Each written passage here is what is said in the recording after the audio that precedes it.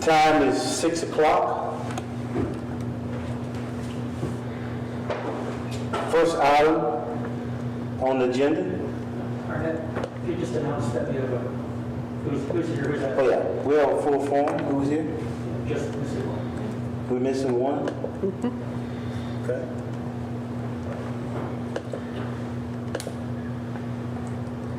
First item on the agenda would be the approval of the last minutes for June the 21st, 2021. I'll make a motion to approve those minutes. I'll second. It's been moved and seconded that we approve the minutes for June the 21st, 2021. Next item on the agenda. Oh, we have to vote on it. Okay, can we get a vote on those, approval of those minutes? Yes. Yes. Aye. Okay. So it's been moved and seconded that we approved the minutes for June the 21st, 2021. Next item on the agenda, approval of a financial report. Approval of financial reports through May the 21st. We do both of them at once or one at a time? Well, in this particular case for May 2021, Carol gave the report last meeting. Since the report was not included in the meeting packet, we held off the approval. So you've already heard the report last meeting. At this point, approving it is a formality because it wasn't done last month, so it needs to be done this month. So you've already had the presentation on that one. Was there, unless Carol had anything else to add, I think you gave a thorough presentation last month. No, So if you could get a motion, I'll make a second, motion. and approve that one first. That we approve the minutes of the May 2021. Or the budget? Financial report? Okay, I'll second that. It's been moved and seconded that we approve the financial report through May 21st. Next agenda item. Yeah, vote. In favor? All in favor? Aye. Aye. Thank you. Item number 3, approve financial reports through June 2021. Yes, sir. The sales tax transfer of $72,219.87 was received and transferred on July the 9th. The 7th payment to on the land that was purchased by the city from the MISD was $63,052.03. And this month, we set up a new account in Tex Pool for the downtown project. The money was in capital project, and they moved it to the Tex Pool downtown account. That's on the next page of the If I could just add, that was in line with what was approved with last month. on. I think I have all my pages confused, so I apologize for that.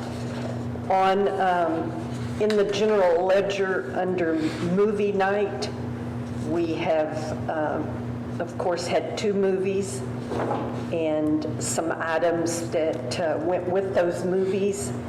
And so for the month of May, they spent $325 for a movie.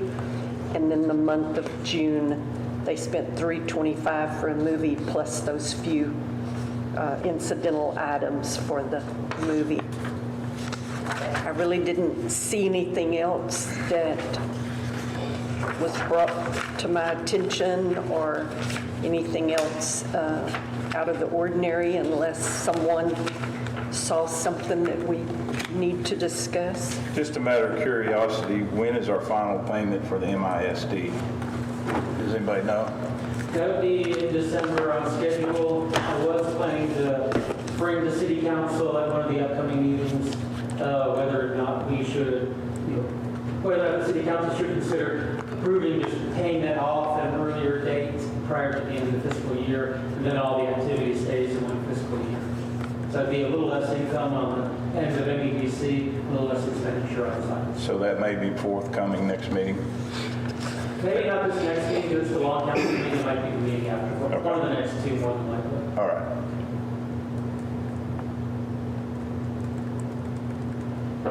Okay.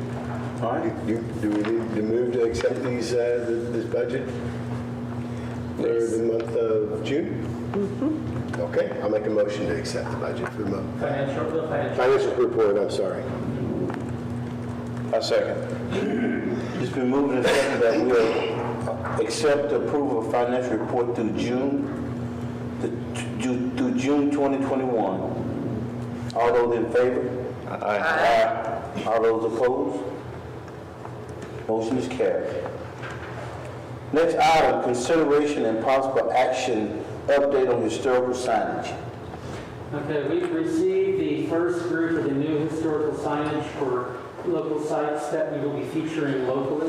These signs will be placed at select local sites that will provide updated information available to tourists, whether they be local tourists looking around or in city or nearby, or those coming from a farther area. These signs all contain QR codes. They'll link to an updated city website for additional information that goes beyond, in some cases well beyond, the information that's in the signage. And I brought some of these signs. I'll bring some of them up to the table for you here. Give you a chance to look at them close. I noticed that there's italics version and then non-italics version. So there's they're different type sets. Is that? I think that's probably mostly because they got word at different times, or maybe just That is awesome. a bit different. So, Richard, where are these going to be? Well, if you look at the location, each of them is named on the sign, such as the Melrose House, the Magnolia House, the Connor Gibbs House. Well, I mean, where in the city are they going to be? They'll be at these locations. Oh, at these locations. So part of what will happen is ultimately these will be mounted with the permission of the owners of those homes or facilities at that location in an area that's appropriate and accessible. There will be some sort of probably both paper and electronic mapping that is created. Good. For us to put out there for tourists, essentially creating a walking tour. The QR codes will allow the tourists to access greater information than we can just get on a sign. On the sign, essentially, you get a sound bite. But we can't put a whole billboard in front of the house. Some of these have a very extensive website. It depends on how much information we've been able to find for some of these locations. And being on a website, that means we can update it as more information may or may not become available to this as well. And so it's just one of the enhancements for local tourism that we'll be putting out there. Now, do you have a bracket or something for this? You're going to use just your standard, 2 1/4, 2.5 inch pole? It depends on the location, but I know of at least one location probably going to be mounted across a chain that's wrapped around part of the existing structure. There might be a couple that people might want mounted to a fence. In some cases, we can put a pole up for it. It'll be tailored to that site. The most important thing is having the permission of the property owner because it's not our property. Wouldn't it be best to mount it on the structure itself because of the vandalism? If it's standing alone, it can be easy for somebody to come out and just yank it off. Yeah. In the case of some of them, it's like the home may be a little bit removed from the road, and someone might not, if it's an occupied structure, might not want necessarily be bringing people up to their front door necessarily all the time. What would the cost of each one of those signs? Ask me the question I didn't bring with me.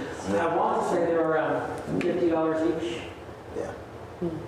But they're definitely designed. They're designed to last for a good while, to weather well. But would the city liability insurance cover that? Yeah, I mean. Would that be a certain amount though, If correct? there's an for liability, if there's some sort of liability-related incident, it's covered by city insurance, as well as city's property and other insurances as well. Will the city be maintaining these signs? So It is the intent of the city to maintain this. Well, I guess the city and MEDC to maintain. okay. In other And, words, we're not just putting them out there and right. we're not going to come back in 2 years and go, you need to repaint the sign or something like that. No.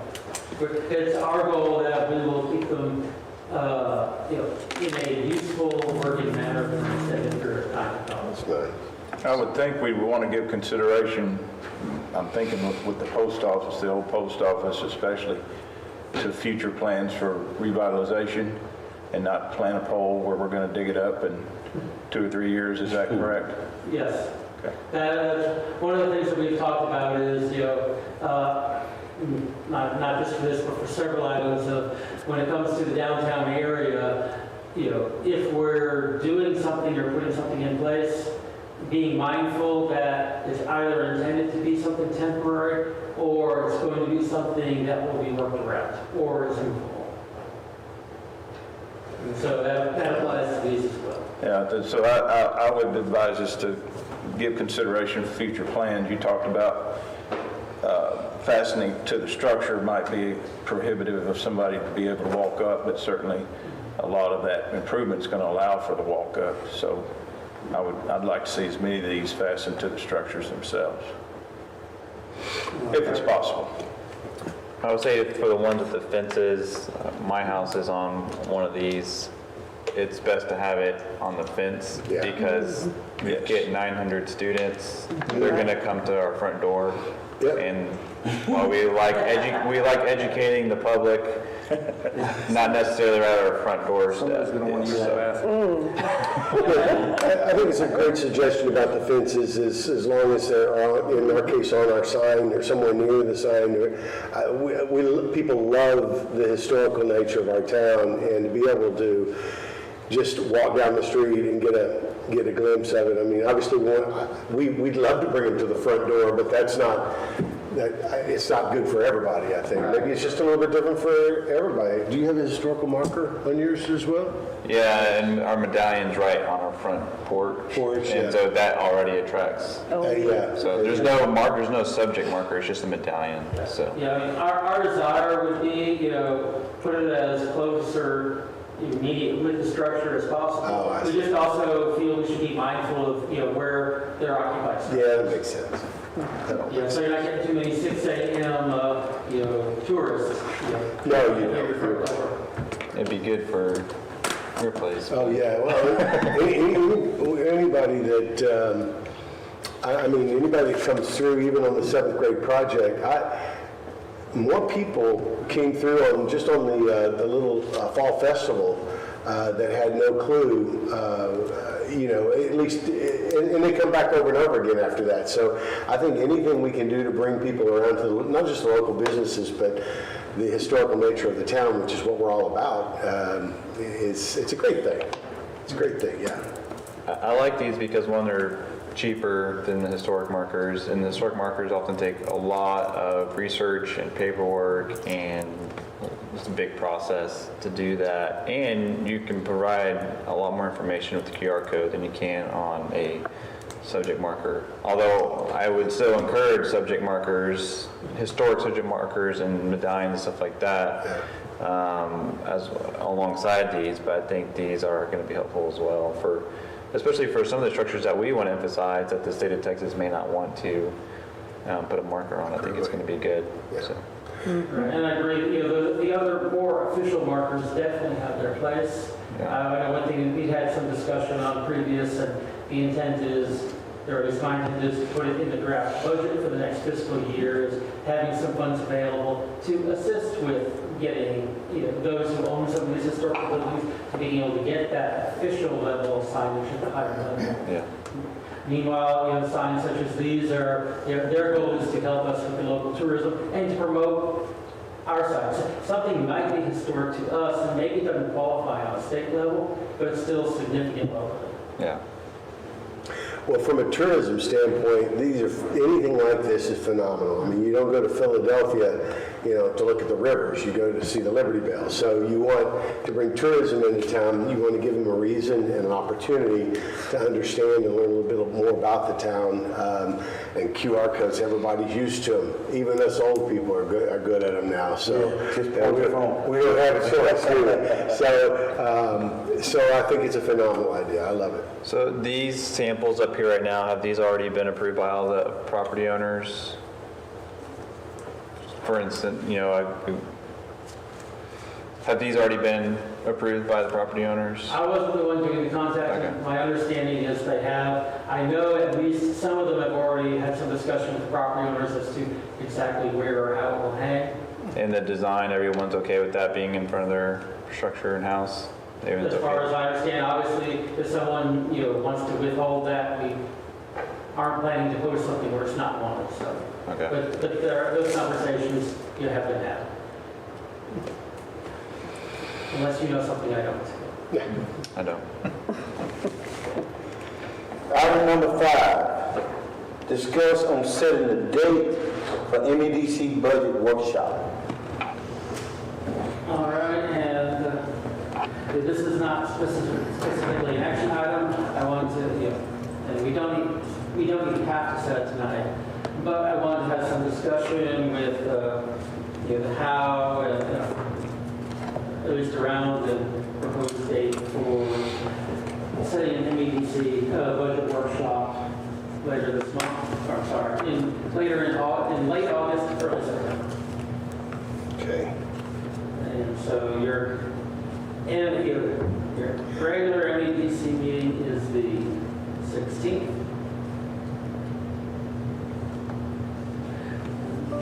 How's the 30th? So actually, that was the first date I was going to go to, so that works for me. That would make sense. Yeah, because, normally we only have 4 Mondays and Tuesdays in a month. This month, in the month of August, we have 5. So that opens up days that aren't planned for anything else. Richard, how long is the process? Other than saying it's as long as the board wants to take, the budget workshop is probably somewhere between 1 and 2 hours long. What'll happen is staff in conjunction with some consultants and consultant input and the MEDC president will prepare a draft budget to go out that'll have how we've interpreted it, what the priorities are from past discussions moving forward. There's some items that are already in the planning process, like the Christmas events, so those will be accounted for. We'll have some other items that we think of as items that we think the board may or may not be interested in funding, and we'll have information on that. And then we go through it category by category, through the budget, discussions from income through the expenditures, and and just choose what level to fund with that. For the most part, it's not a difficult meeting. It ends up becoming a very informative meeting due to the subject matter, because we're literally touching on every category as we go along. But I would estimate that meeting will probably be somewhere, probably around an hour and a half, but more than likely not less than an hour, more than likely not more than 2 hours. What time is that? Every time we want to set it for, I would recommend probably 6 p.m. because that's already a time that seems to work in most people's schedule. But if the board wants to do it at a different time, I'm happy to do it earlier or. So the suggestion was August the 3rd? 30th. 30. Oh, okay. That would be the 5th Monday of the month. Yeah. And when is the budget to be finalized? Or when does it have to be accepted? Well, it needs to be, to walk it backward, it needs to be in place prior to October 1st. Okay. But the MEDC would need to approve it, Right. which would more than likely be at the meeting of, your regular meeting of September 13th. In order for you to approve it, City Council has to also approve it. So it would probably do that, it would do that at the 1st September. It could do that in September as well. And then, looking at it from the other way, we have the budget workshop. We, complete the budget, MEDC adopts it, City Council adopts it. Both of those are prior to October 1st. Okay, thank you. You're welcome. And if some emergency happened, if we couldn't have those meetings, yes, we can go into the next fiscal year without an official budget, I don't recommend it, but just to, that way if some emergency came up and you can't have a meeting for some reason, there is a mechanism for that continuation. Do you want a motion on that date, or are you okay I'm with okay just just for our knowing it? discussion. Yeah, it's not normal. Usually it's, set by a staff consultant, sent email around. I just figured at this point we had the ability to have that discussion in person prior to getting it set, so. Next item, item number 6, consideration and possible actions to purchase subscription for custom mapping software. Okay. The platform MapMe is a platform for creation of maps that can be used for several tourism and economic purposes that apply to the city of Montgomery and the EDC. In using their platform to create these maps, they would be mobile device friendly and help those people who are using them to find what they're looking for in a quick and simple manner. Initial plans for their use include a walking trail tour with historical location pins, such as might be these home signs that we've seen here, or building signs. Goat locations, possibly a tour with that as well. One of the important pieces, I think, are locating in city businesses and being able to divide them by type, such as shops, restaurants, and we can include in there temporary mapping for larger events, like perhaps the Quilt Walk and the Antiques Festival, even for something like Wine Fest that's a little more one-site centric, but might still need some help directing people to traffic. So it has a variety of uses in and around that mapping. The expenditure for this item would likely fall between $850 and $900. Yes, it's slightly below $850, but I wanted to bring it up to an up to $900 figure just in case there's something that pops up at the last minute. And in your electronic packet, I included 2 links that, if you printed out paper also, the 2 sites. One is the Decatur downtown, and if you looked at their initial imagery where they have all of those pins, if you were to click on the left side, which has the categories, it will take you specifically to just including those types of pins that are color-coded. And then the second one is Prague, Czechoslovakia, and it shows a much more simply designed walking tour over a large area. So, Richard, would this be embedded onto our Montgomery, Texas website, or would it be in other websites as well, or? First, yes, to the city website, and then we would probably include to link it to several other locations. And the goal here is that part of it is that it becomes mobile device friendly. So we find that, either ways through downtown on other signage through QR codes, or pushing out from our website, or being able to email links out to people or groups. How to access it so that if you're in and around downtown, if we can put in your hand of your cell phone these maps, you're there going, I'd like to get something for lunch, and you're one layer on the map away from 5 or 6 restaurants. Or you want to tour the cemeteries in town. Or you want to tour where the historical signage is. Or you want to go see where the goats are. Or these are all either distinct maps or distinct layers within an overlapping map. And you're that close to being able to get to where you are. Does a end user have to download an app to get to this, or is it already? It would be accessible through a link. Through a link, okay. So that could be on another site.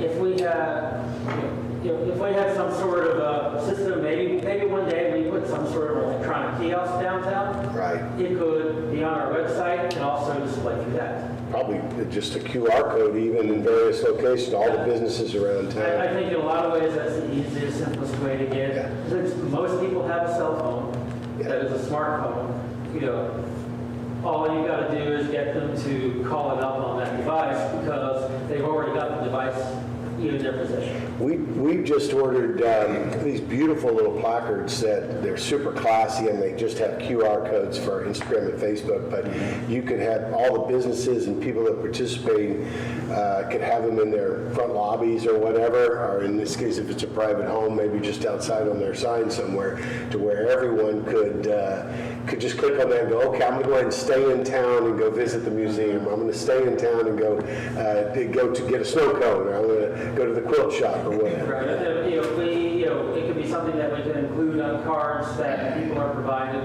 when they're here at events. Yep. It could be something that if for some reason we're doing a mailer for advertising, Right. on those, we can put it in the water bills that go out in the newsletter. Yep. Can be divided. They're just Chamber of Commerce, grant cards, things like that. Right. I mean, one thing the city recently started doing was including QR code on the water bill for paying the utility bill. Just that, for those who are using their smartphones already to pay their water bill, just by scanning that, it can take them right to the password protected part of their account. It's not something for everyone, but it is something for a group of people, and the more you provide those opportunities, the more people you ultimately reach. So is this going to replace the district's app that the city's using? I think in the long run, that's where we're going. How much are we paying for the district's app? I don't think we're paying anything for it now. Okay. Yeah. That So, didn't really. I think it's just No. surviving from the past. I think it's better than the district's app, because I don't know of anybody that I've spoken to has actually used it to get I to. think the problem with the district's app is you have to download an app. Yeah. And no one. It's Everybody just hits Google or Yelp or whatever they're. This is much more functional, more user-friendly, I think. Yeah. More accessible to the public. And I think that's just the natural march of technology as well. I think, it's like, I think apps are great for what they are, but not everything needs to be an app. How many layers can we have on this, on a subscription? So say you have a walking tour and you want parking and you want businesses. Those are different layers, I assume, but different maps. There are, and I didn't put all that information in here. The deeper you go, or the more you want to have there, then the more that is the cost. Even discussing it with the board president, we worked out what we thought would be at least the best starting point for that, and that's what we priced this amount to. It is something that we can add to. It would increase the cost, but if we decide we needed more, this has the ability to add more. Maybe start out and see if it gets traction first before we go deeper. Right, that wasn't so much our thought, but it is correct, is that it's like, if we go, we do this much and go, we wish we could add more, we have the ability to add more. Yeah. So does this have a GPS tracking service to where you can see yourself in relation to the items on the map? I don't know the answer to that question. Because that would be the key thing for me, because I wouldn't know what the difference between this would be versus creating maps in PDF and just posting that on the web page. And you've already got businesses on Google Maps for free. So if you just develop a parking map and create a PDF and put that on the web page. Yeah, I would think that would be very valuable to me, because I mean, that typically my Google will take over and say, do you want to go here type thing. Yeah. So linking that together would be invaluable for consumers and people looking for stuff. Yeah, because I think if it does that, that'd be a huge benefit. If it doesn't do that, I'd be 50-50 on it. Can you follow up, Richard, maybe, and just send us a link to this software's website so we can dig into it a little bit? And just, I think it's a great idea. It's just, I think Ryan's right on. If it doesn't link to your map, a lot of times people won't utilize it. I can't imagine it wouldn't, though. I mean, that's really interesting. I assume so, but then I'm not first to believe that I wouldn't do that. I just can't say for certain because I don't remember reading specifically about that one feature. That's the downfall of having a PDF map is we depend on Google Maps so much now to direct us to where to go, and I think there wouldn't be any benefit to using this versus a PDF map. Is this price an initial price and then we pay every month for something, or this is the grand total? It would have an annual fee to follow up. If that's the As case, most things do that are, app or internet-based. if that's the case, I would be interested in exactly how many layers, as Ryan was saying, because I'm looking at Decatur and it won't go down enough, but I can only see 7 possibilities, and I think we would reach that level pretty quick.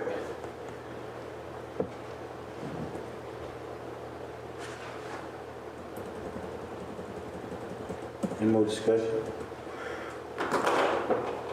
Powered by MAPME. I was just trying to open up real fast to see if they could give you, I would say if they didn't have a GPS feature, it would be a design flaw, so. yeah. So I'm assuming it's there, but we need to be certain. I'm looking at their website right now. I think I would like to maybe use it on my own, a little bit more time to use it on my own to make sure I am happy with the features on it. I agree. You want to table it until the next meeting? Is that enough time? Oh, yeah, it's more than enough time. Yeah. Too much time? Create a map. So if you go to mapme.com, you can see, but it's hard to tell real quick if it actually shows you where you're. It looks like it does, though. It's got like a little eyeball here, and I was looking at it too here, the advantage of the internet, you can do things like that on the moment. I know. It looks like it has that feature there where it shows your spot on every map. And, there is an app, so I wonder if that feature is just a part of the app or if it's a feature of the web page that you visit. In other words, are we just duplicating districts? Yeah. I have another question about our downtown businesses especially and their ability, strength-wise, I guess, network-wise, to access. Are we there technology-wise? I don't know. I guess I'm not sure I understand your question. Are we user-friendly when people come to town and they begin to access local businesses, or businesses telling us that people are finding us easy or not?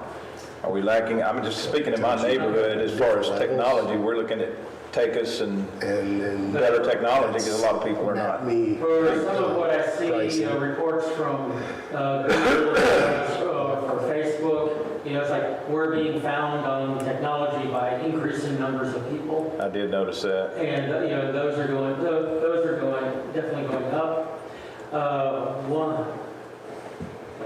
I always hesitate to tell you about things, before I even talk to others about them. It doesn't say. We're preparing to reach say if out there's to some local businesses. Might probably start with the local chamber. We need to put together new sets of, say, welcome bags for new residents who move in to give connecting utilities moving into the city for the first time.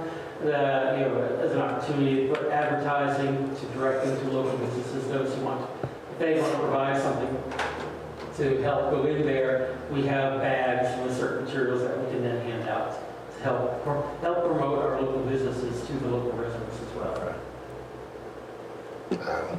Didn't say. That's weird. Well, I think we need more information on the effectiveness of this. Yeah, because it looks like it goes to monthly after you, depending on which level. There's Story Pro and Pro Plus.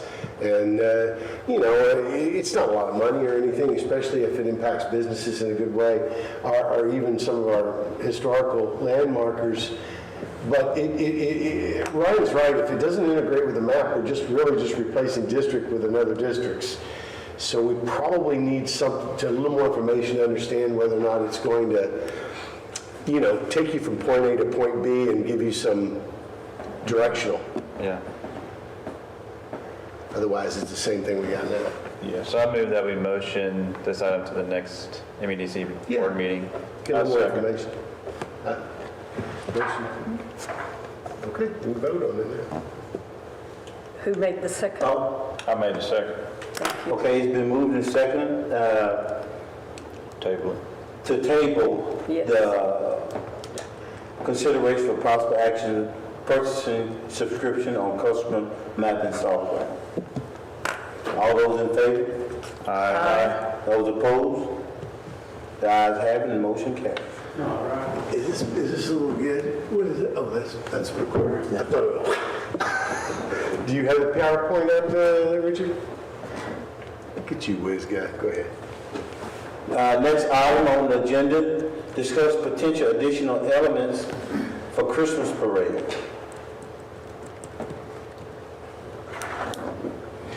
Okay, so we got the Christmas parade coming up. The theme this year is Let It Snow. One of the things that I was just shooting around is maybe we could create something a little bit more interactive this year as opposed to just running through town. So I got to digging into a little bit, and you know, Arnett, you've been to the church and seen the snow, Yeah. and that snow effect and how everybody kids go crazy, Yeah. parents go crazy, everybody goes crazy. We don't really want to see snow, we just want pretend stuff, right?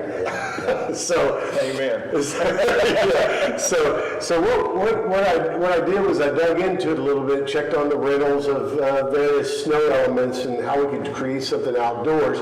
That photo gives you a little bit of an example of what it might look like with just 4 snow machines. You can rent them, you can buy them, we can re-rent them if we want to other businesses or other entities. The church said they'd be interested. So, but the point is, regardless, right now this is a preliminary discussion to see if anybody has any interest before I start digging into it a little more. We can also take them from one spot to the next. In other words, take them to our little winter wonderland where we're going to have our snow event going, which is going to be going on throughout. It's not a one-day event, right? The snow, or is it a one-day event? That's a one-day event, the same day as the Christmas. Okay, so it's a one-day event. So it's, timing-wise, it'll realistically follow the Christmas parade. Okay, fantastic. Well, I mean, in that case, we probably wouldn't want to try to relocate them. Once we set them up on poles, they can even go up on top of roofs. Let's take a look at the next slide, Richard, and I'll show you what we're looking at. These are snow effect machines, and they can be covered for rain elements. They rent for $300 to $400 per day per machine. I thought that maybe 4 would do it.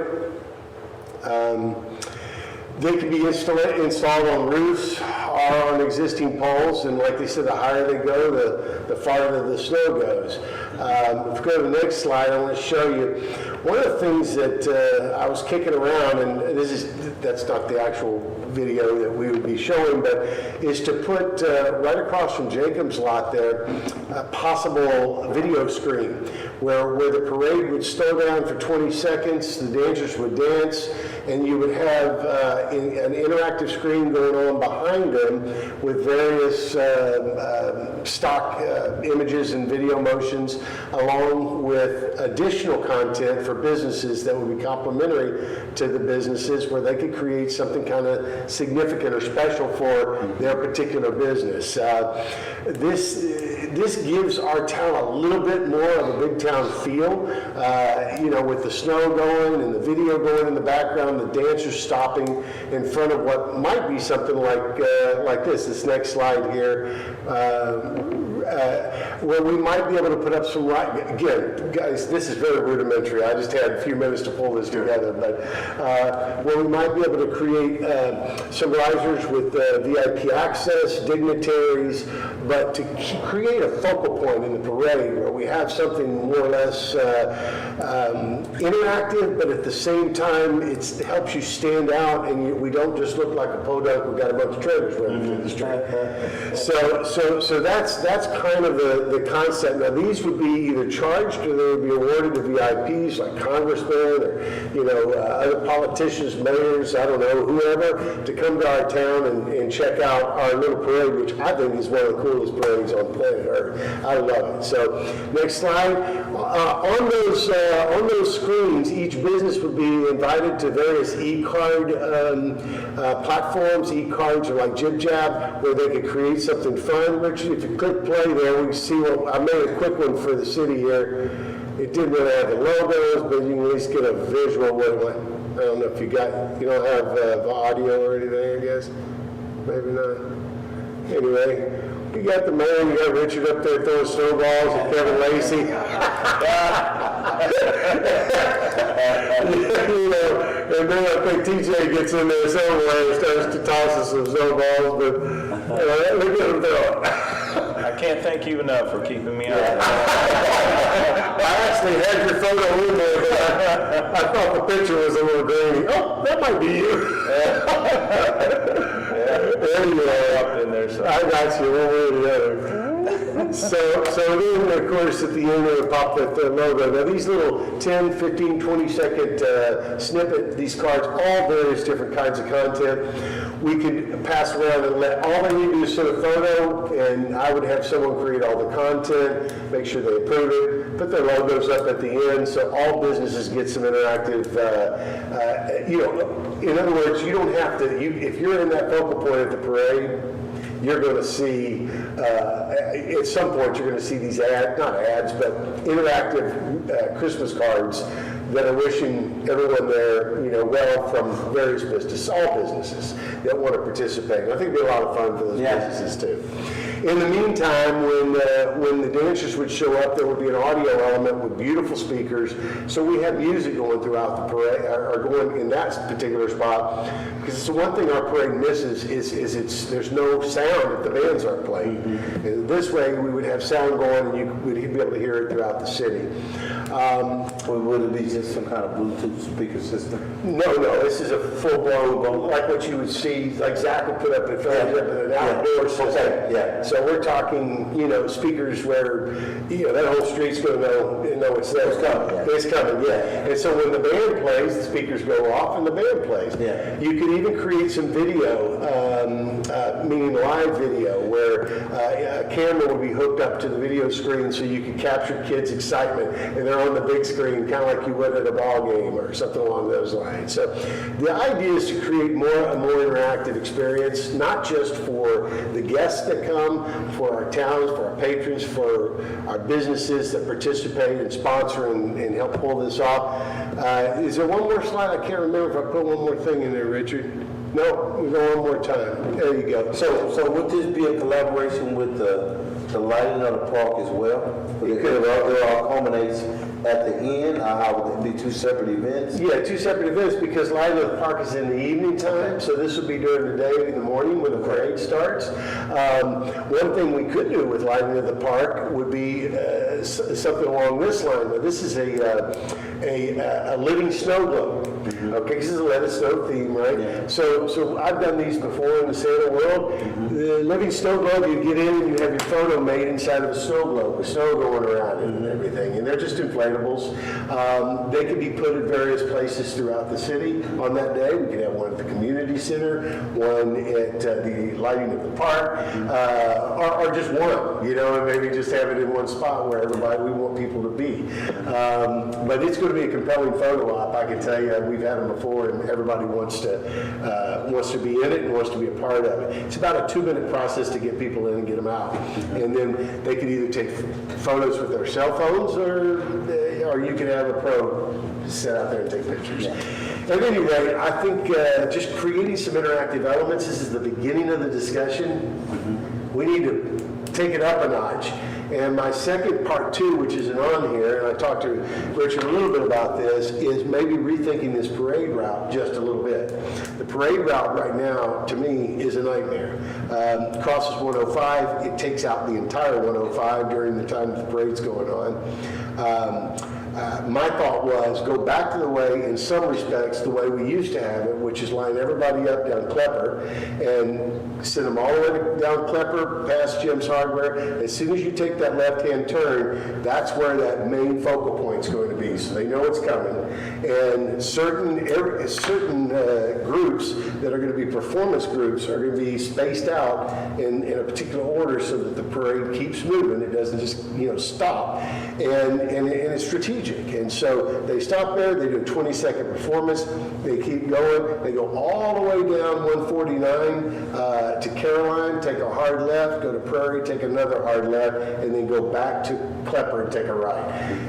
Why not just make it a square? I mapped it out. I mean, there's no, even if the parade is all the way down to Ransom's, by the time you get the other part of the parade, the first half, back to Klepper, they're going back the other way.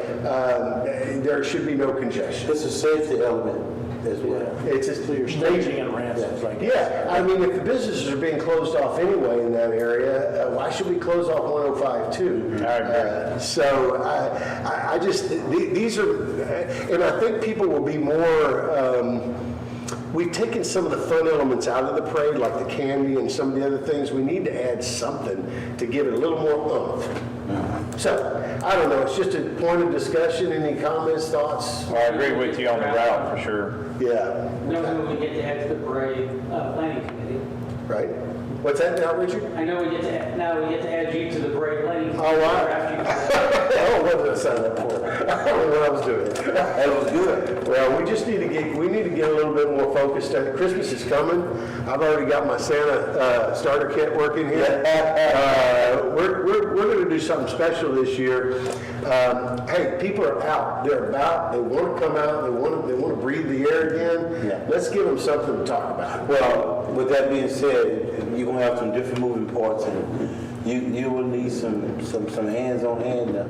Well, I got a willing volunteer that's done it a few times. That's good. That's good. So my boy Zach is the creative director over at the Montgomery. Arnett's seen a few. Oh boy, he's good. So we would get all of these videos pre-made and ready to go, and I just think it'd be fun. All businesses, anybody who wants to participate, City of Montgomery, from Kroger to Chick-fil-A to Cozy Gravy, any of them, they can all be a part of it. And let's give everybody a reason to celebrate the season and do it in a fun way. Yeah. Well, I think we should, we take it to that level. I think we should start really promoting it early. Yeah. You know, we should start in September. And you know, by that time, maybe we have like MAPME, assuming that this thing works the way we hope it does, where we can designate parking areas so that we can get more people getting to that, to that QR code or to that link, so they know where to park in advance, which is a big concern for that downtown area. And anyway, I think Mapping the route. Yeah, map a route. And when I was doing the parade last time, I was scrolling through Facebook trying to find the map because I just forgot at the last minute. But if you have the map me on a QR code, I can pull it up super quick. So. Exactly. So as far as cost for machines, you're talking $1,500 to $1,600. If we don't purchase them, if we purchase them and use them for other events, which why would we? I don't know. We might. Again, I'm sorry. That's to purchase them. To rent them, it's like $100 per machine. Is these $2. Is these machines the one that create the suds as snow? Yes. Yeah, okay. Yeah. Just a little soap, huh? Yeah. Well, it's not. It's a special kind of stuff because it Yeah. evaporates as soon as it hits something. These, you're probably looking at a few $100s for one of these snow globes to rent. The video board would be the most expensive thing, anywhere from, depending on the size, 5 foot by 9 foot, which is the aspect ratio you'd be looking at is somewhere around $2,400, maybe a little bit more for the audio package. We would also need a generator, like a 1,000-watt generator that's on.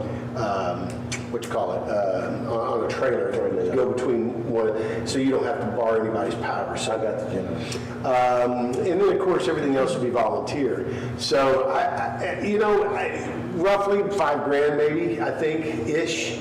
But I would dig into it a little bit more if you guys are interested. I'll get you some real numbers and we can go from there. Then you'd be able to have those numbers in time for the budget meeting, when we go into a little deeper, what we're going to do a lot, right? Right, and then by that time, hopefully, we'll have everybody pretty much familiar with the process. We know everybody's email address. I can send them some early information so they can be sort of noodling it around a little bit, and then decide if, at the next meeting, if it's something that we really want to pursue. Because, believe it or not, we're planning Christmas already. So this is important to get on the map if we're going to do it, because you'll lose the opportunity to even rent these things within the next month or two, because they go quick. Yeah. I like the snow globe thing. I do too. I think that'll bring a lot of people. People Yeah. love photo ops. So. Yeah, I mean, the video may be a little overkill for this first year. I was just looking for a way to get businesses more involved and in a fun way, but also a backdrop. you know, again, the risers in the Jacobs parking lot, that might be more than we can do right now, but I didn't even consider what the costs are of those. Maybe the school has some that are mobile. I know they're on trailers now. There's all kinds of things. The point is, you know, how far do we want to go and how deep do you want me to dig into it? And if you guys tell me, y'all say, well, this is what we're looking at, then I'll dig into it a little bit more. I strongly would be in favor with it, because Christmas tradition, you think about the people who drive past us possibly to go to College Station and the Christmas thing that goes there. And so when you seize the moment to get yourself out there for these types of snow globes, especially the stuff that's kind of unique, Right. people will come, and that's what we're after.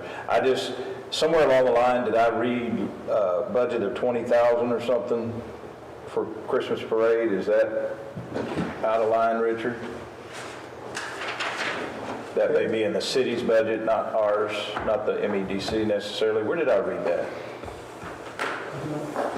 Just so we know how much total we're talking about.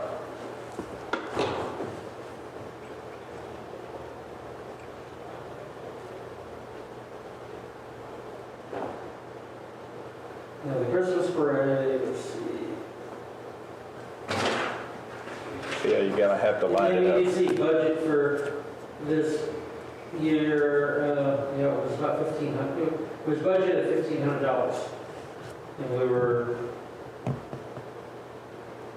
But wasn't there a city budget that was, There's got to be more than that. there is components of the city budget. I don't remember it quite being that high though, but I honestly don't remember. I may have been on the wrong line myself. I mean, there are some higher line items and maybe some different line items.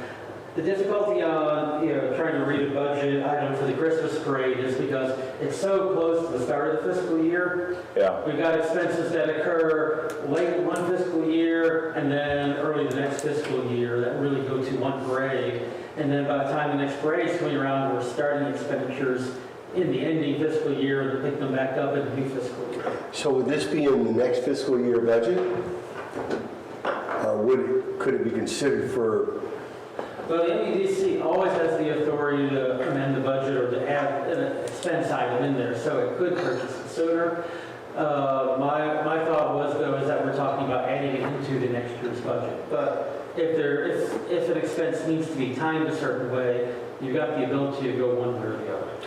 Well, and if, from a guidance standpoint, if the board decides that they want to move forward with some of these elements or all of these elements, or they just want to not to exceed a certain number, again, we might be able to get corporate sponsorship buy-in if it looks like it's going to exceed that number. But if the board's, if we can get some direction on, you know, stay here, don't go there, then I'll be more than happy to try to pull together the resources if it's going to look like it's over and above.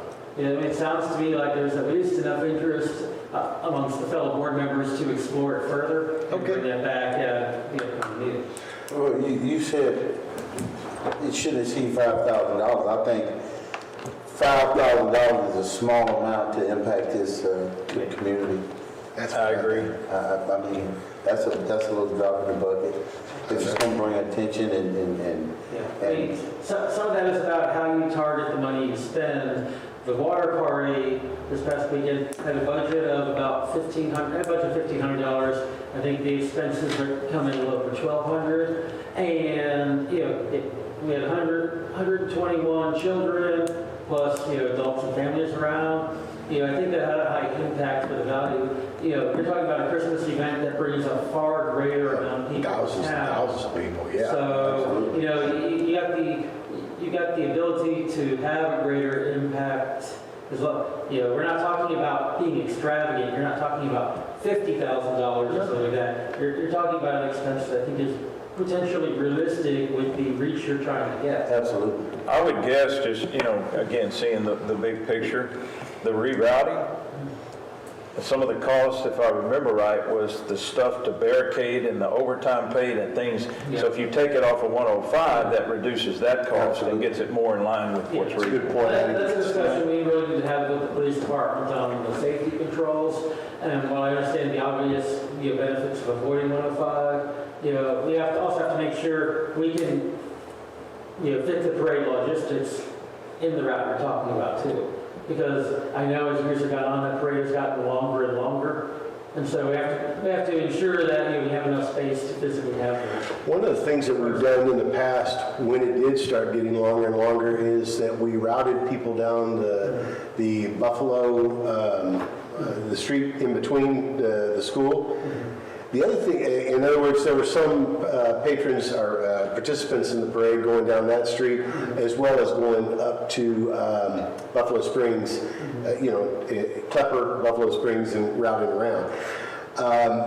One thing that we did not have access to before, and this is another big point I meant to make about this parade rerouting, is that that's where that Winter Wonderland is going to be. They got every single one of them got to pass it with their children. And so it's going to advertise it.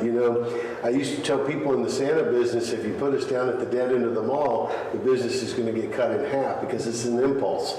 And the same thing is with this Winter Wonderland. If everybody sees it, they'll be back to participate. I agree. One of the issues with, don't remember if it was, I guess it was Christmas parade 2 years ago, is that we were forming up there at the shopping center by Berkshire's Brothers and that. And it's like, I was in the vehicle right behind the lead vehicle. Went through all of the parade, finished it came around town, came all the way back, and there were still, people at Berkshire Brothers who had not yet started their parade. So we also became the last vehicle, because we just continued following through. So the mayor and I were, we were like the first float and the last float going through. But there are, and can't be that many in there, so we just have to make sure we got the room to fit everyone. Yeah. I mean, even if you look at that distance, it can't be much different than, Klepper is a very long street, and even if you take in a little bit of Buffalo Springs, it's... Well, that included going down Klepper and back out, CB Stewart and back to 105. So. Wow. Yeah. Again, parade management is not that difficult. If you go to some of the small towns who do it really well, they number each one of the items. It's very organized, not just anybody in, there's a certain time limit that you have to join in. And I think we have some of those elements, but it's most important that like any good disbursement, you put certain elements in certain places and you give them certain spots so that you can create some excitement and control the experience, I guess is what I'm trying to say. I agree. And it's like good multi-use tenancy. You don't put two coffee places or two donut stores next door to each other. You get a little bit of breathing space. And so I think in that respect, if we would spend just a little bit more on the parade committee side, developing the continuity of the parade so that we know, the horses need to be at the rear, so to speak. So you can create some continuity. But anyway, that's for another discussion, I guess. But if you want to pursue, I'll put numbers to all this and send it to the board and let them kick it around and decide if they want to do something about it, okay? Sounds good. Something I don't need to vote on? No. Nope. Item number 8, review of social media program for marketing for the city of Montgomery. Okay, Starting last summer, right around a year ago, continuing through today, the MEDC, had contracted out the social media focus and changed the direction we were going with social media. Starting, following the early days of the pandemic. We were trying to reach people closer to Montgomery, to focus our marketing and tourism efforts closer to home. And so, in many ways, and we're also trying to increase the number of people seeing our social media and having a wider effect. I really believe we've accomplished those goals very well. During the period of June 2020 through March 2021, the social media on Facebook specific audience grew from around 2,800 to over 5,300 people. Since March of this year through July, the growth has continued, and we've added another 1,000 people that are following the city's Facebook account. So over the year itself, we've gone from almost, from over 2,800, almost 2,900 to over 6,300. We've done far more than double the amount of people who were there. The top, emphasize talking about our focus, the top 10 cities where the people come from that are concentrated, all are all geographically between Huntsville and Houston. We're talking places like, not just Montgomery, but Magnolia, Willis, Dobbin, the Woodlands. We're having that impact of hitting the people who are likely the people who would come out here. Those are the people that we're specifically trying to reach. And in addition, we've added, Facebook and Instagram accounts, whether it's we now have a Public Works specific account. It seems that when we put Public Works posts, on the city's account, those always tend to be some of the most popular posts, whether it's about, water main repairs. Turned out literally our most popular post, throughout all of this time was, the how to respond, to turn your water off, with the account, with the freeze back in February. Get back to the charts in a moment there, you'll see the huge spike there is around in February, and that was the primary reason was that post. We also have a page for Fernland Historical Park, and even Monty the Montgomery Goat has his own Facebook account now. So in looking at the data, first I showed you some of the demographic data for both June 2020 through March 2021. What really floored me the most there was this, the efforts we made in increasing our numbers, which we did. We pretty much kept the exact same across the board demographics. I thought maybe we would find that we would increase our numbers by, getting more men or reaching out to different age groups.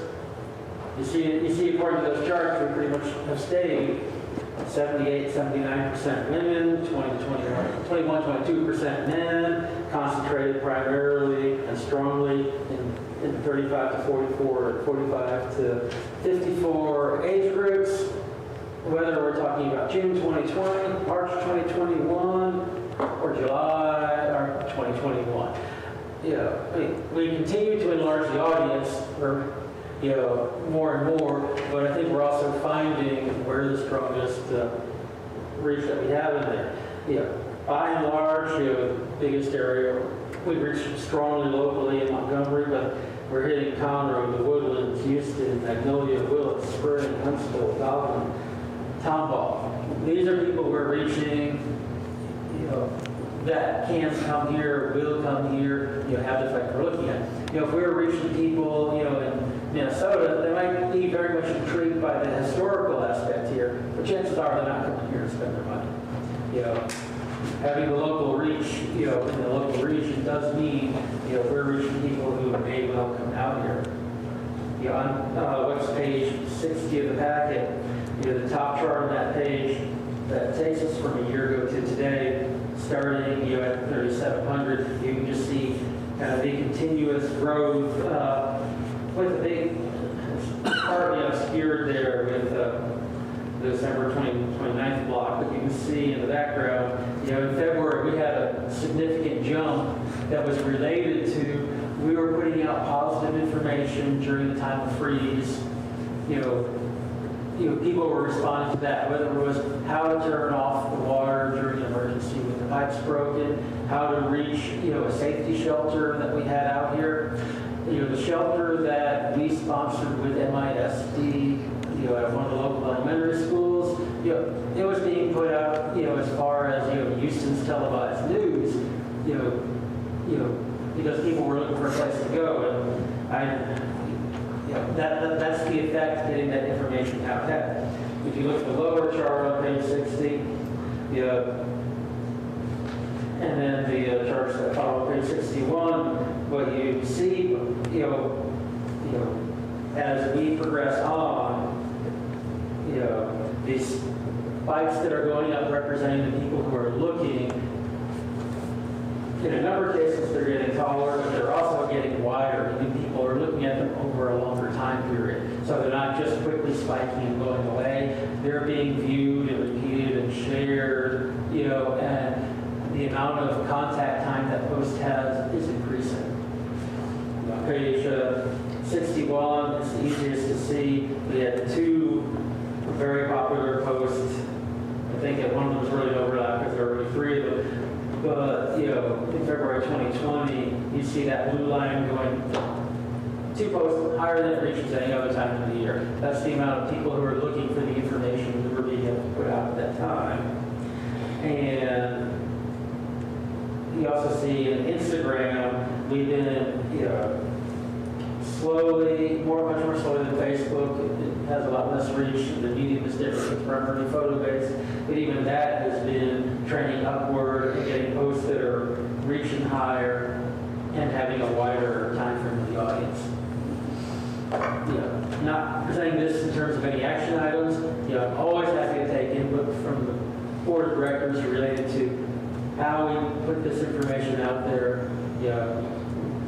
Love positive, critical information in terms of how to improve things or make things better. But also, as it's known by the board, it's like the person who's contracted is also Becky Huss. Timing this report also not just well timed. She's not here, so You can't even pat her on the back. We'll give her a virtual pat if she watches. She was constant. To be able to speak without necessarily her immediately present. If anyone feels uncomfortable with that, I have yet to hear of anyone who's been uncomfortable with that. But it's been an open process. But put that out there. And it's like, I think we have met the goals and we're continuing to push the boundaries of those goals. We found over time, people who are reading these, they really enjoy the historical posts. We've been putting out, series after series of those. A lot of those have gone into the development of the Visit Montgomery, Texas website, to carry on additional information. That is where the QR codes for these sites go.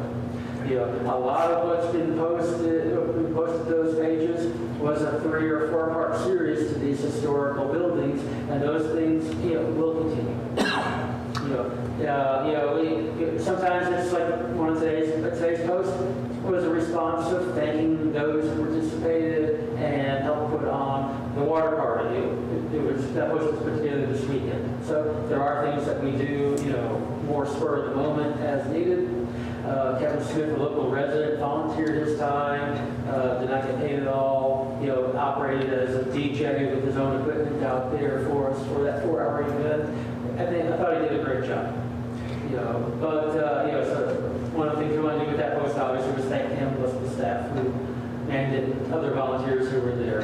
But a lot of the posts that are put out there, they are plotted and planned a week or 2 or more ahead of time.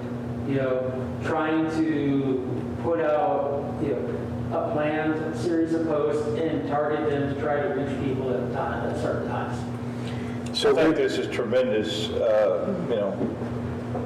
news and progress, but I might suggest that we add Plantersville going west, and I'm thinking as a church person also, the same type of thing. And there's a lot of people settling just to the west of Dobbin, and that might prove fruitful over time, I think. Well, you got Anderson, Dobbin, Navasota, Huntsville even. If you've got Huntsville already and you draw that arc, Well, those aren't areas that we're not choosing. When we're putting these out there, and You're not targeting those. you're not targeting. we boost by general region. We Okay. can't target Dobbin but not Willis or this or that. It goes to the general area. What you're seeing is part of that is we're picking up where there's a greater number of people, say in Willis or Huntsville, rather than, we do get people from Dobbin, I know that, but Yeah. what we get and some of the questions that come in. And as more people move out there, I'm certain we will pick up I got a big question. greater representation, yes.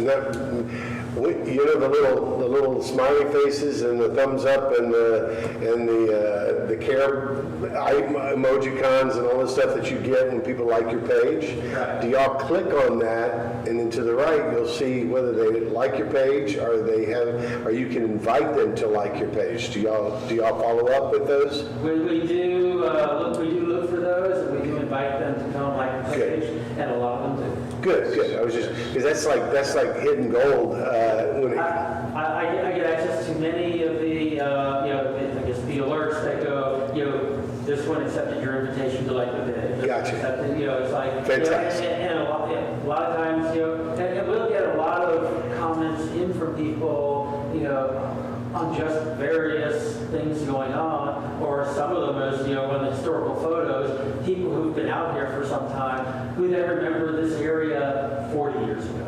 Good. Or they remember this particular building, like one of them right now is about a barber shop. Right. And there's people commenting on, well, they got my first haircut there back whenever. right. You reach that emotional tie to people, it means something to them. Well, congratulations, great work. Good deal. And to Rebecca too. That's it's amazing to see the power of social media. Yeah. All of us have experienced it, but we've never advertised a day one. I mean, it's not that we don't want to, but it's not really necessary because everybody's on social media. That's where they live. Well, you got to go where the people are. Exactly. I mean, I'm sure the day will come where Facebook will fade away and there will be the Another next one. big thing, Yeah. and we will need to be ready to roll with that as well. Right. Well, I don't know. Dan, you got anything to add? So appreciate the comments, and like I said, I'm always open to comments. It doesn't have to come at this meeting or even in an MEDC meeting. If you got a great idea, it's like, I don't think any of us has the monopoly on great ideas. I know I don't. So, Okay. thank you very much. Don't need action for that. All right. Item number 9, economic development report. Okay, you've got the engineer's report. We're getting near the last phases of the water line work that previously was, closing, elements of 105 over here where you saw where the water line was going down. It's more recently been working up Pond Street and making the connection over from the community center past gyms over to Buffalo Springs. That's increasing the connection, the water line size connecting the east side and the west side of the cities for increased capacity purposes. We're finally gotten to the point where we've taken the first draw of funds on our GLO project that will, have some work being done at our water plant location off of Les Morgan, with emergency generator, and we'll have us follow through with some drainage work as well. Also are preparing to begin additional work at Water Plant 3, and starting this fall, when the temperatures start coming down, we'll be replacing the older of the ground storage tanks in there, moving upward in capacity from about 110,000 gallons to 200,000 gallons. And the development report, we got a lot of strong economic activity out here in Montgomery, both residential and commercial. On the east side, I think I mentioned last month that Wendy's had come back to us, Hazel Foods Company. They'll be going over between the strip center of Pet Supplies plus to the east side there's a path. Christian Brothers towards the east side of that. We've got several new businesses that opened. The construction has continued onward for Estates of Town Creek Crossing. That's the new Lefebvre development that's on just inside, or to the east of Buffalo Springs, but inside the loop over here towards the northeast. Hills of Town Creek is have been preparing for construction. Their newest section has been accepted. That's to the west. Still waiting on developer, but they'll come back to us on the Kimmerer property to the southwest. there is commercial activity, both residential construction in all parts of the city. It is the real point that I'm trying to make there. First 6 months of this year, 28 new homes were completed, and essentially around almost 5 homes per month. We've got about 750 homes, single-family homes right now. That's a little under 1% growth every month. That's a pretty significant number there. And it is, continuing, and as soon as the state's Town Creek Crossing, opens up for home construction and is ready to sell, that number is going to be taking off, I'm sure. And in the last month, we had 6 new permits issued for new homes. So that level development is just, continuing onward. We've had serious discussion on the concept of establishing minimum mud standards. I've spoken to an attorney with our city attorney's office about that, helping us craft that into a document that can be adopted by city council to be presented to developers in the future. It centers around 3 primary questions. How would the city allowing the mud district to form, how does that benefit the residents, the city residents who live in that district? How is it allowing it to happen benefit the broader community, the greater city of Montgomery, and then how does it benefit the city itself? Certainly those benefits can be there, but I think having those questions and a policy in place for that is how the city helps present the interest of itself and, more importantly, the citizens of the city to see that that is done in a proactive fashion. One of the new construction items that will be coming our way, not a city project, but a TxDOT project, roughly speaking from 2854 to I-45. There will be construction going on to that area as they improve the medians in there for traffic safety. And so City Council recently approved, not just both Montgomery and City of Conroe, both approved the traffic speed zones for the construction in that area. And City Council also approved with TxDOT request on FM 149 south of 105, where the Montgomery Elementary School is, a permanent change to the school zone there. The downtown improvement plan, we should have the draft of that come to us from Gunda during this month. It allows staff to have the opportunity to give initial response and conversation with Gunda, but more importantly, allow us to have a copy that we should be able to disseminate to the board of directors prior to the next meeting, so that you'll have an opportunity to look through it and review it prior to Gunda coming out and making the presentation of the final draft. And then finish, the written part of the development report with one thing that we like to carry forward throughout the year, and we start over each year, is the businesses that opened in Montgomery each year.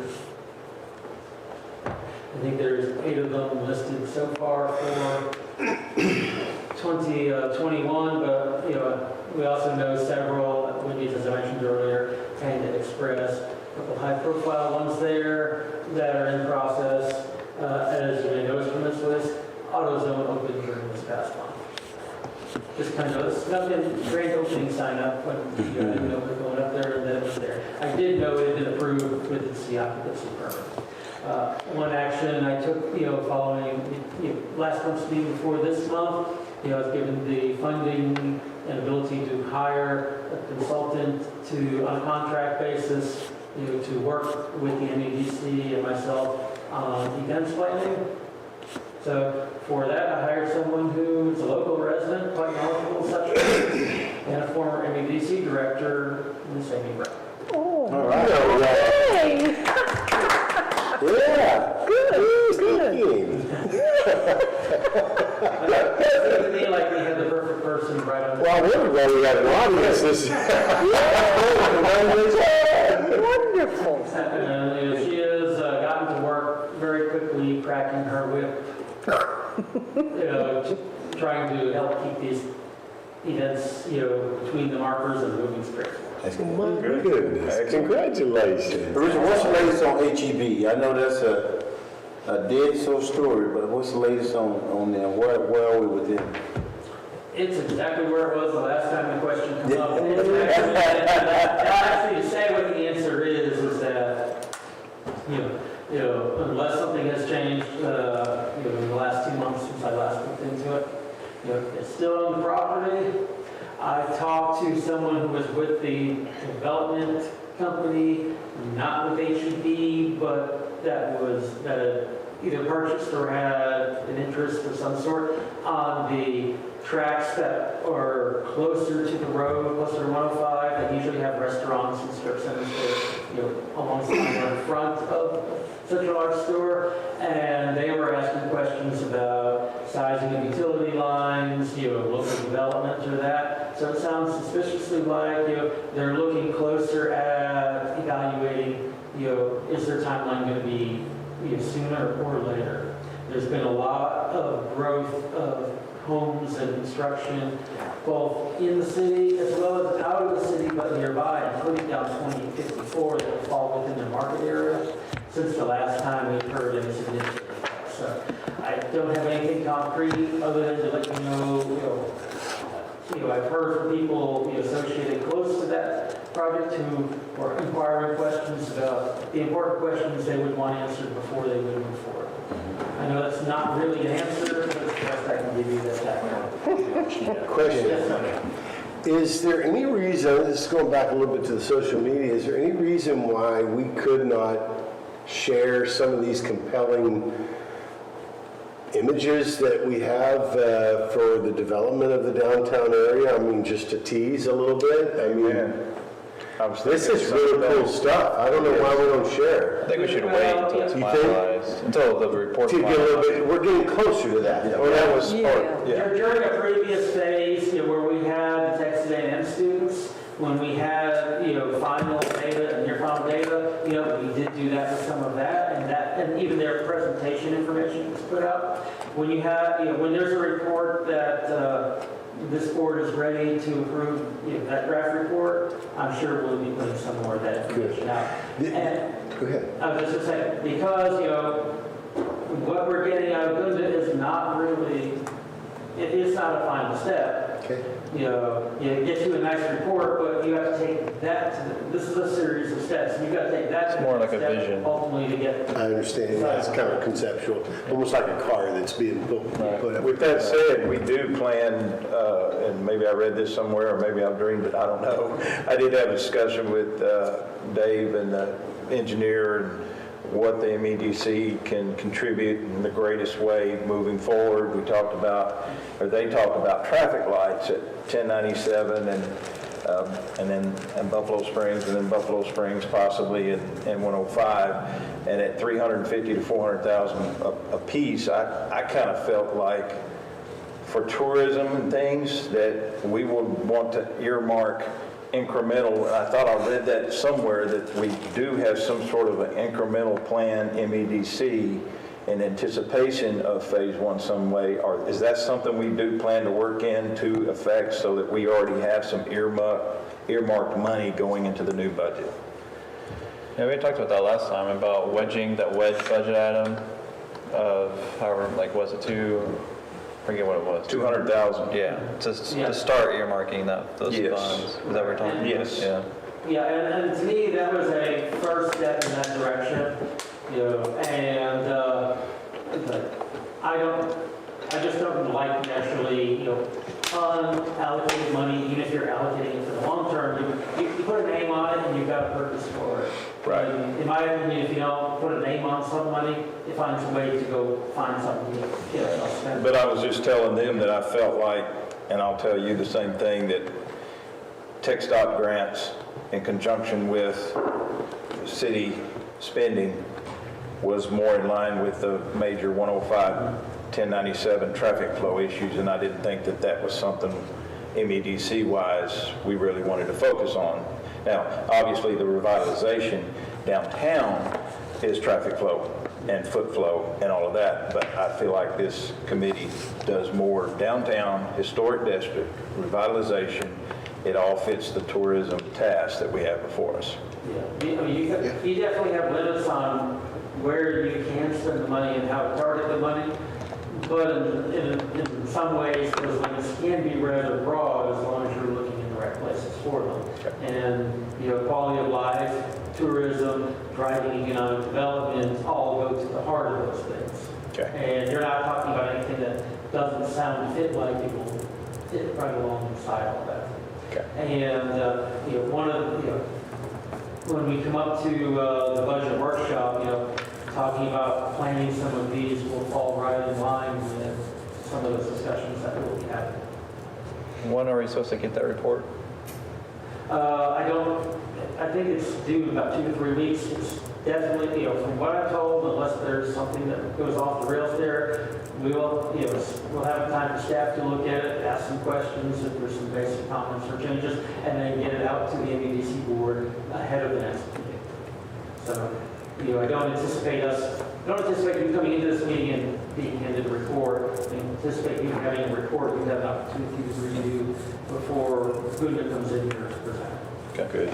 I think the success of Montgomery economically is widely based on the mobility problem we have. And I don't know what we got to do to spur DOT to actively address that. I know it's all a process, but it's very discouraging, particularly when school is going on the weekend.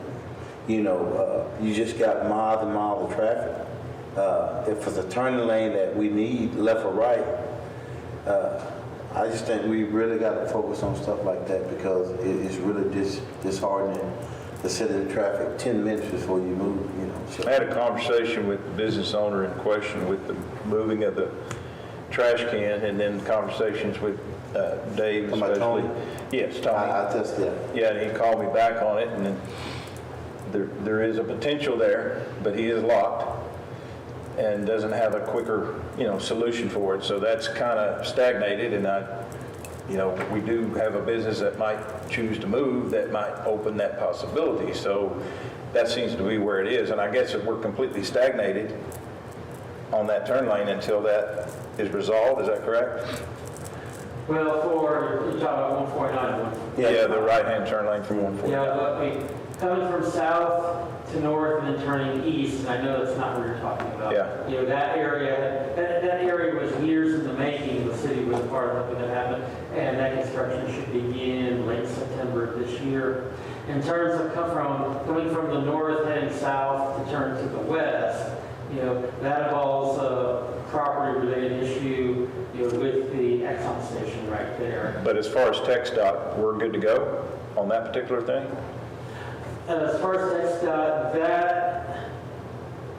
that's not, they're looking to do work. Any work with that would be likely in line with the rest of that corridor through the downtown area.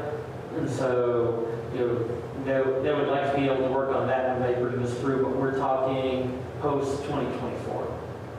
Oh, On the road portions, which, they backed off previous calendars, to allow the city here, the EDC, to have some time to work on a downtown plan, so that, they're not, that we can get something in place prior to them doing work, but we can be presenting that with them, and ideally, they'll be designing their road to fit with what we're trying to do with Davis, keeping them involved in communications, so that, we're not doing A and they're going to tear part of it up Right. through. So they put that work, they pushed it off to a later date. To allow us time to Big apartment complex. I know this may be a lot for right now, but and maybe I missed it earlier, but the brick and all of the pavement and everything, is that whole thing involved tearing up loads of concrete to put the brick down, or is this a surface brick application? That was done before my time, but I think that's all stamped concrete. Okay. Well, he got- They come there, the top of College? town. Yes.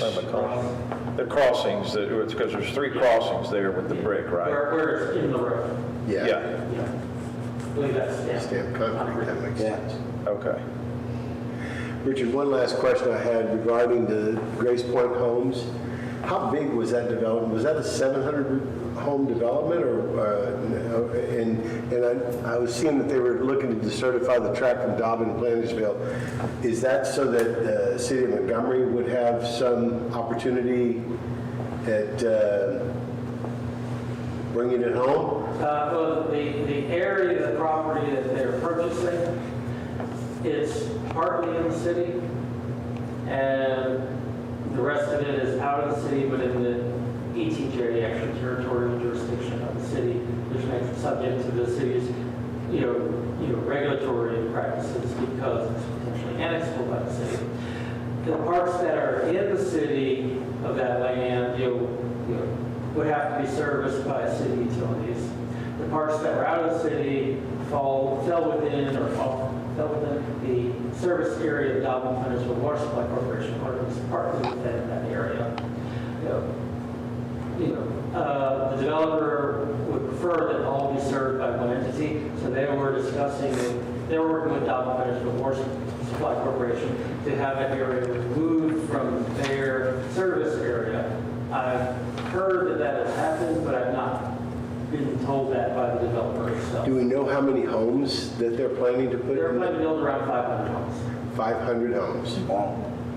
And is that more of a master plan community, or is Yeah. it is?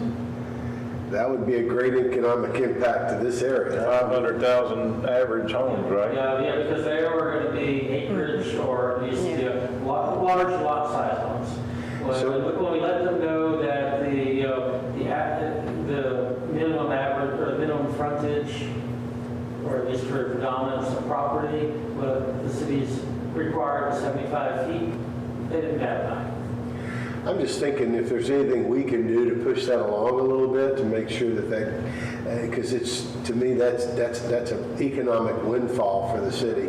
Right. Not to mention, taxes and yada, yada. Well, that's the economic windfall, but it's also more people, more business, more People using that business. So they didn't ask for a variance? It was okay Well, to they say still have to come back to us for a variety of things. However, they did not give us any indication they would ask for a variance for that. That's good. Well, that would push it along. Now, the time to ask for variances, there's still plenty of time for that. Yeah. They're working out the things that they need to work out before they come back to the city. So is this more of a city council endeavor than an economic development endeavor? Okay. Correct. At the moment, I'm not sure where the Built Corporation. Planning and zoning, right, yeah, okay. But other than, we'd like to keep you informed of that because we don't know what potential for economic development, might change out in that direction. You start talking about building 500 homes over the next several years, and you start asking, well, what other businesses are going to pop up in that area with those 500 homes?